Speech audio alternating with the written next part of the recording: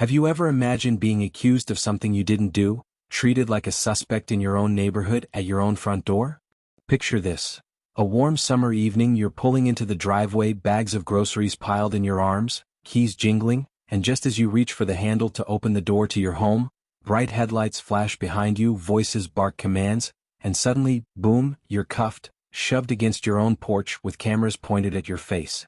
That was the reality for Marcus Johnson, a 32-year-old black man, who found himself detained at gunpoint outside the very place he's lived for years. But the twist? A neighborhood security camera captured everything, and what it reveals will change everything you thought you knew about assumptions, racial profiling, and the power play of fear versus truth. This is part 1 of our deep dive into the story no one expected. And trust me, you'll want to stick around for part 2 because what comes next flips the script in the most jaw-dropping way. Let me walk you through every shocking detail. It began just after 7 p.m. on a quiet cul-de-sac lined with manicured lawns and picket fences. The sort of street where neighbors know each other's names and say hello as they walk dogs or retrieve mail. Marcus had lived on Elmwood Drive for nearly 5 years. His neighbors knew him as friendly, respectful, the guy who always helped shovel snow or brought fresh baked cookies during the holidays. That day he'd stopped by a nearby grocery store after work, stocking up on essentials for a quiet night in. He pulled into the driveway, parked his car, grabbed his bags and walked up to the front porch. That's when headlights blinded him. A marked police car, lights flashing, screech of tires, metal meeting concrete. A pair of officers jumped out, guns drawn, shouting, "Hands where we can see them." Marcus froze, like any reasonable person would, then slowly raised his hands, his palms open. "What are you doing?" "Hey, wait a second," he shouted, voice calm but confused. But the officers didn't listen. Without any warning or identification declared, they cuffed him so tightly his wrists burned, and shoved him face first into the porch railing. That's when the neighbors came out. Mrs. Hayes, who'd lived next door for 15 years, watched in horror. Mr. Liu, who happened to be gardening across the street, raised his phone to record. But here's the kicker, none of it made sense. Marcus was wearing his own clothes, carrying groceries, standing in front of his own house. From a distance, passers-by could have sworn it was a home invasion in progress. But the details told another story. And that's exactly what made this situation so explosive. Meanwhile, inside, Marcus's wife, Tessa, heard the commotion. She ran out barefoot, voice shaking as she screamed, "They're doing what?" "He's my husband. He lives here. They're hurting him." Her shouting pierced the tension, but the officers didn't budge. They forced Marcus into the back of the patrol car and slammed the door, then ignored Tessa's pleas to let her call their lawyer. They sat in the car, lights still flashing, engine revving as if starring in some crime drama gone horribly wrong. Fast forward 30 minutes. No Miranda rights. No explanation. Just wheels spinning, sirens muted, confusion mounting. Eventually, backup arrived, another car, another pair of cops, just to make sure they had no idea what was going on. Dispatch radioed a report of a suspect matching a black male, wearing dark clothes leaving a house. It was so vague, so unsubstantial, yet they acted. Without any verification. Without asking for ID. They never even asked Marcus his name. Over at the Johnson residence, Tessa called 911, demanded answers. They promised an investigation. Meanwhile, the neighborhood watch group, some well-intentioned, others, not so much, gathered on the sidewalks. Gossip spread. Home invasion. Burglary. Who knows? Fear did what fear always does. It closed minds and amplified panic. Enter the real game changer. The neighborhood security camera mounted above Mrs. Hayes' front porch. It recorded every second, from the moment Marcus began unloading the car, to the split-second moment he was grabbed, cuffed, and hauled away. The footage clearly shows Marcus's car pulling in, groceries in hand, no sign of threat. Pause. Police lights, they jump out. Marcus doesn't run. He doesn't hide. He doesn't shout, "I'm innocent." He calmly tries to ask what's happening, then complies. Meanwhile, Mrs. Hayes is shouting, "He lives here," and Tessa's screaming at the glass door. For 2 minutes, it's pure chaos. Officers pinned Marcus, not even checking his ID, not asking his name. It's theater of force, and it's all on camera. And yet, the officers refused to stop. Behind the scenes, dispatch records show they ran a call referencing a home invasion in progress. But that call was actually a false alarm. Another neighbor had seen the lights flickering on the porch and assumed something odd, triggering a chain reaction. Marcus was a victim of misinterpretation and implicit bias. But that's not all. Analysis of the footage reveals that one officer seemed to hesitate, then draw his weapon higher, as if awaiting confirmation of a threat that never manifested. Did he truly believe he was chasing a criminal? Or was he playing into stereotypes? And here's where it gets even murkier. Records later show Marcus had cooperated fully, no resisting arrest. Yet the reports filed by the officers stated he fled the scene, appeared aggressive, and refused to ID himself. A stark contrast to video evidence. When Tessa eventually got inside the car with him, she recorded his shaking hands, redrawn wrists, and sheer disbelief. He had a voicemail from his boss asking where he'd been. He had friends on the block calling, confused. They had their car towed later that night because the officers claimed it was evidence. But every single claim was contradicted by that footage. And that footage is exactly why this story goes deeper than a mistaken identity. It's a mirror held up to our justice system, our prejudices, and the very definition of presumption of innocence. Now here's where the cliffhanger drops. The camera footage didn't just stop, it got leaked. And once the video hit social media, the campus blew up. Neighbors once terrified now feel shame. The school board is demanding answers. Lawyers are lining up. One officer is suspended pending an internal review, the other transferred. But that's just the beginning. Next time in part 2 we'll dive into what happens when the community reacts, the legal fight unfolds, and a small act of surveillance brings down big assumptions, and maybe justice. You won't believe what happens when one neighbor says she regrets her call. Or how the school laptop that recorded the audio adds another twist to the story. Because the truth is always more tangled than we think. Stick around, this is far from over. Don't forget to like, comment, and subscribe for more powerful stories that uplift Black voices and expose hidden truths. Late that night, after the video went public, something remarkable happened. The quiet cul-de-sac that witnessed Marcus Johnson's unwarranted detention erupted with reaction. Community support began pouring in, not just local neighbors but strangers moved by the footage. By morning, dozens of messages appeared on neighborhood forums. Apologies, outrage, demands for accountability. Even former skeptics reached out. "I shouldn't have called it in," one neighbor confessed. "I saw flashing lights but I never thought about who it might be." Meanwhile, Tessa and Marcus were bruised, but resolute. They agreed to let their lawyer share the security camera footage with a local investigative reporter. The result? A scathing exposé, frame-by-frame analysis of every moment, ordering Marcus to the patrol car, ignoring Mrs. Hayes' cries, neglecting basic identification protocol. The video itself was damning. It punctured the official narrative uttered by dispatch and the officers' reports. It raised uncomfortable questions about racial profiling, police procedures, and the trust we place in our legal system. Public pressure mounted fast. That afternoon, the school board convened an emergency meeting, because the event had taken place within the campus perimeter, and the building used by the data center belonged to the school district. Parents, teachers, and administrators packed the boardroom anticipating answers. The superintendent opened with an apology and promised action. A task force was commissioned, including campus security, district attorneys, and community representatives, to investigate protocols, camera systems, and response thresholds for emergency calls.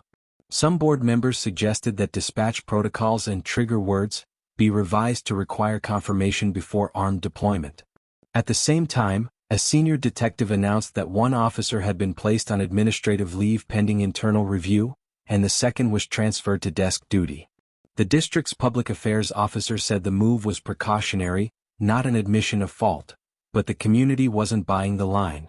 Attorneys for Marcus filed an official lawsuit alleging false arrest, violation of civil rights, and emotional distress. But while institutional gears began turning, a more nuanced drama was unfolding behind the scenes. The neighbor who'd called 911, let's call her Linda, stepped forward. She had seen lights flicking on and off in Marcus's home and feared it was something criminal. She tearfully explained she didn't intend to racially profile him, just wanted to err on the side of safety. Her call had triggered the chain reaction. "I didn't see color," she insisted, "I saw danger." Yet an even more revealing piece emerged when the school's security manager came forward with another camera's footage, inside the building, capturing audio. Its grainy but clear sound clip recorded two dispatchers handling Linda's call. One asked, "Is this a black male? Describe him." The other answered, almost in passing, "Black male wearing dark clothes." No description of height, age, or behavior, just race and attire. That moment of focus on skin tone, even if they argued it was just regurgitating what they heard, opened a new front in the lawsuit: selective perception. When the legal team and media got hold of that audio, things changed fast. Protesters organized at the school board meeting. Op-eds accused both police and campus security of systemic bias. Campus leaders promised sensitivity training, review of dispatch scripts, and emergency protocol changes. Yet unofficial whispers suggested deeper entanglements between campus police, external PD units, and security contractors. Through it all, Marcus and Tessa found themselves at the center of a maelstrom, and neither would have predicted the emotional toll. Neighbors who once smiled politely began pulling them aside with apologies. Some openly avoided eye contact. A few insisted they still thought they were in the right. Marcus refused to name names, but Tessa wanted transparency, policy assurance, a public apology. But here's the thing. While all of this was happening in public view, something else was circulating in secret. Text messages and emails between campus security personnel, suggesting that they had requested backup from municipal police knowing it would be armed. They referred to a potential escalating situation, even though the initial call was a flickering porch light. The documents hinted at premeditated decision-making, that this wasn't a one-off mistaken identity, but a process that relied on assumptions. That leak triggered a crucial pivot, a demand from the district attorney for all internal communications, dispatch records, call transcripts, emails, campus protocols. And that brings us here. The campus security manager is now under subpoena, the school's IT director is being grilled about camera access logs, and Eric Campbell, the municipal officer who cuffed Marcus, is refusing on record to speak, citing pending review. And now the cliffhanger. While everyone awaits the DA's findings, another video surfaced. This one blurry, handheld, apparently filmed from a car across the street. In it, you can't hear words but you see movement. Marcus is on the porch, raising his hands, but then just as the officer approaches, someone off-camera whispers, "He's got something." There's a flash, a glint in Marcus's hand, and what looks like an object falls to the ground as the officer lunges. What is that object? A set of keys? A phone? Or something else entirely? And what apology, reparation, or revision to policy will actually happen if this becomes the focus of the DA's investigation? Don't forget to like, comment, and subscribe for more powerful stories that uplift Black voices and expose hidden truths. The leaked video, the one filmed from a shaky phone across the street, set off a second storm. Up until that point, the footage from Mrs. Hayes' porch camera had been the definitive account. Marcus calmly unloading groceries, responding to police commands, complying with visible confusion. But this new clip introduced an unsettling question. As the officer approached, someone off-camera whispered, "He's got something." And then, in a brief flash, something metallic glinted in Marcus's hand before falling to the ground. The camera's angle wasn't great and the resolution was poor, but it was just enough ambiguity to shift the tone of the entire investigation. Cable news shows seized on it. Headlines swirled, "New footage may complicate Marcus Johnson case." Opinion pieces appeared overnight, some defending Marcus, others asking, what if the officer truly feared for his life? It was the classic deflection, the focus turning from why Marcus was detained in front of his home without cause, to what he might have been holding in his hand. Marcus's lawyer responded swiftly. At a press conference, she displayed the item in question. A simple black car key fob, the kind attached to a key ring with a tiny flashlight. That was the glint. The fall was him dropping his keys when the officer rushed him. The object in Marcus Johnson's hand was not a threat, she said firmly. What is a threat is the narrative being constructed to justify what never should have happened in the first place. Meanwhile, the subpoenaed emails and internal messages from campus security began to surface, and they were damning. In one, a senior officer wrote, "Let's have PD sweep Elmwood. There's been movement near the ICT block again. Possibly transient or unauthorized individuals." Another reply read, "Got a report from Linda. Lights flickering. Dark figure on porch. Let's move fast. Don't want to wait for another situation to spiral." What situation? No one could answer that. No prior incidents had been recorded at the Johnson residence. It was clear now, assumptions had solidified into protocols. And Marcus became the consequence. Even more alarming, the subpoena revealed real-time text messages exchanged between Officer Campbell and a private campus guard just minutes before the detention. One text read, "Got eyes on him. Looks jumpy. Could be our guy." The guy being referenced was never clearly identified. There was no warrant, no suspect description tied to Marcus, just intuition wrapped in bias and an excuse to act on it. While this unraveled, Marcus's life was under scrutiny. Online trolls began harassing him. False rumors spread, claims he had a record, he didn't, claims he matched a suspect from another event, he didn't, claims he had refused to comply, he hadn't. Each lie was magnified, shared, retweeted, then used as justification by those who didn't want to admit that they were wrong from the start. Marcus tried to keep working, but every day brought a new emotional bruise. Tessa broke down during an interview. It's not just what they did to him, it's how they tried to rewrite what we all saw. But then, something unexpected happened. A former campus dispatcher came forward, anonymously at first, through a community advocacy group. She'd seen the reports. She recognized the names. And she'd kept something, an audio log that hadn't made it into the official transcript. In it, you hear the original caller, Linda, telling the dispatcher. "He's tall, black, looks like he's breaking in, or maybe just trying to get in. I don't know, maybe it's his house, but he's just standing there. I thought I saw something shiny." The dispatcher replies, "Any weapons?" Linda hesitates. No weapons. He's just standing still. Something felt off." The dispatcher doesn't press for more detail. She logs it as a potential break-in and marks it active threat. That tag alone would later justify the armed response. When this unreleased audio was revealed to the legal team, it strengthened their civil rights lawsuit. The active threat classification had been misused. There was no threat, just bias. And yet the system had moved like a machine, without breaks, without pause, without verification. The DA now expanded the scope of the investigation. Internal affairs officers began conducting interviews under oath. A grand jury was assembled quietly, indicating the situation had escalated into something far more serious than a wrongful detainment. And then, one more piece of footage emerged. This time from a school-issued Chromebook belonging to a student who had been filming an entirely unrelated class project across the street. In the background, barely audible, is a muffled voice right before the officers approach Marcus. Not a neighbor. Not an officer. It's a voice over a radio. Possibly from the patrol car. And what it says is chilling. If he moves, assume resistance. Proceed tactical. Marcus hadn't moved. He hadn't resisted. But someone, somewhere, had already framed the scene in military language, priming the response long before contact was made. And here's where we leave you with the next cliffhanger. An internal email was just discovered, sent 2 weeks prior to the incident, with a subject line that reads, "Surveillance targets, priority review list." And guess whose name appears on it? Marcus Johnson. But why? Who put his name there, and for what reason? Don't forget to like, comment, and subscribe for more powerful stories that uplift Black voices and expose hidden truths.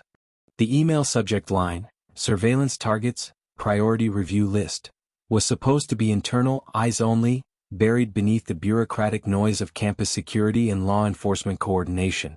But once it surfaced, everything changed. The file, unearthed by Marcus Johnson's legal team through a court-ordered data audit, contained a spreadsheet. 10 names. Most were unfamiliar. But one stood out, bolded and highlighted, Marcus D. Johnson. The discovery sent shockwaves through the investigation. Why had Marcus, an IT professional with no criminal record, no history of complaints and no red flags, been placed on a priority list? What made him a target for additional surveillance? The justification came in a chillingly vague notation beside his name. Subject: frequent sensitive campus access points. No ID observed on record. Monitored due to proximity to server infrastructure. It sounded official. But to Marcus, it was nothing short of profiling. The truth was even more disturbing. As a systems consultant, Marcus often worked late in the school's ICT building. He had been contracted multiple times over the past year for secure server maintenance. He had keycard access, Legally approved, fully documented. And yet, campus security had flagged him simply for doing his job, for being present, for looking like he didn't belong. That wasn't surveillance. That was suspicion rooted in appearance. As more documents were disclosed, patterns emerged. Of the 10 individuals on the priority list, 8 were black. 2 were Latino. None were white. Most were contractors, delivery drivers, or service workers. None had criminal records. The list wasn't a security tool, it was a digital embodiment of racial bias. Marcus's attorney, now backed by 2 civil rights organizations, filed an amended lawsuit alleging unconstitutional surveillance, racial profiling, unlawful detainment, and violation of privacy rights under both state and federal law. Meanwhile, the school district went into full crisis mode. The superintendent called for an emergency town hall. Public apologies were issued. The head of campus security resigned. A third-party auditing firm was hired to investigate surveillance protocols. Protesters flooded the school's administrative building with signs reading, "Who's watching the watchers?" and "Being black is not probable cause." But the damage had already been done. Emotionally, Marcus was unraveling. He struggled to sleep. He feared walking outside alone. His home, once a sanctuary, felt like a stage. Tessa urged him to take time off work, but even that wasn't enough. The toll wasn't just psychological, it was reputational. A national news outlet aired a special segment showing Marcus's face. His employer placed him on administrative leave, pending clarification. His social media filled with threats from anonymous accounts. Yet amid all this darkness, a new threat appeared. An anonymous source, believed to be from within the district, delivered an encrypted folder to Marcus's lawyer. The folder contained archived internal emails between school security heads and local police, dating back over a year. The subject lines included phrases like, "increased patrols near suspect areas," "civilian facial tracking," and data pulls from campus Wi-Fi logins. One email stood out. Sent 6 weeks before Marcus's detainment, it included a grainy image, pulled from a security feed. The figure in the image, Marcus. The caption beneath it, "Unknown subject observed near restricted area, flag for review." The restricted area was the server room Marcus was hired to service. More disturbingly, that same email thread contained a directive. Run MAC address check. Track weekly logins. Determine if subject appears in other flagged zones. Discrete observation only. They weren't just watching him. They were monitoring his devices, tracking his presence on Wi-Fi, logging movements, not with a warrant, not with cause, but based on assumptions. When Marcus's legal team confronted the district with this evidence, the response was muted. No denial. No explanation. Just a carefully worded statement. "We are reviewing legacy protocols that may have inadvertently allowed inappropriate monitoring behaviors to go unchecked." Inadvertently. That was the word they used for surveillance. But the pressure didn't stop there. The state attorney general's office launched an inquiry into the school's use of surveillance tools. Federal agencies were notified. Journalists began digging deeper into contracts with third-party data analytics vendors, firms specializing in predictive threat detection using AI models that were quietly fed demographic and behavioral data. The same models that flagged Marcus. And just when it seemed like things couldn't get worse, Tessa found it. She had been backing up the home security footage for court when she stumbled on a file dated 2 days before Marcus was detained. It showed a man, unknown, face partially covered, snooping around their property at night. He looked into windows. He walked the perimeter, then disappeared into the dark. They had never seen this footage before. The system hadn't alerted them. It hadn't been reviewed. It had simply been buried in the motion logs. And then they checked the school security system logs for the same night. Someone else had reported a black male figure lurking near the Johnson residence. It was the same night. But the man in the footage wasn't Marcus. He was someone else entirely. Someone who had never been arrested. Never questioned. Never even identified. And here's the cliffhanger for part 5. In a newly discovered clip from a patrol car dashcam, just minutes before Marcus was detained, you can hear Officer Campbell radioing dispatch. "Got eyes on the suspect again, same one from Tuesday night." But the man on Tuesday night wasn't Marcus. So who was? And more importantly, why has no one been looking for him? Don't forget to like, comment, and subscribe for more powerful stories that uplift Black voices and expose hidden truths. The moment the dashcam audio was authenticated, the case cracked wide open. Officer Campbell's voice, crisp and certain, said, "Got eyes on the suspect again, same one from Tuesday night." But Marcus had been out of town that Tuesday. In fact, he was logged into a virtual IT meeting for another client 100 miles away, time-stamped, recorded, indisputable. The man spotted near the Johnson property earlier that week was not Marcus. And yet, Campbell had treated him as though he was. A connection made without fact, driven entirely by assumption. Tessa's discovery of the previously overlooked home security footage became the linchpin of the case. The unknown man seen prowling their yard 2 nights before the wrongful arrest had never been followed up on, never investigated, never mentioned in police logs. The school's own system had flagged unusual movement near the data center that same night. But instead of launching an active search, security personnel had zeroed in on the only familiar face they had seen near that building in recent weeks: Marcus's. It was a gut punch. Not only had Marcus been wrongly profiled and detained, but the real trespasser had slipped through the cracks entirely, hidden beneath the shadow of institutional bias and automated surveillance systems primed to see threat in the wrong places. When this evidence was presented in court, the public reaction was swift and unforgiving. The Johnson civil case grew into a class action lawsuit, joined by 3 other individuals from the priority surveillance list, who came forward with eerily similar experiences. The state attorney general launched a formal investigation into both the school district and the city police department for misuse of predictive surveillance systems, unlawful tracking, and racial discrimination. Campus security was placed under full audit. 2 officers were terminated. 1 took a settlement deal and resigned. Campbell refused cooperation and was formally charged with civil rights violations under federal statute. But even as the system began to buckle, the most shocking revelation came from the anonymous tech whistleblower who had provided the encrypted folder. They revealed the school had been running a pilot program with a private data analytics firm, Tech Sentinel, whose AI system aggregated student and employee device behavior.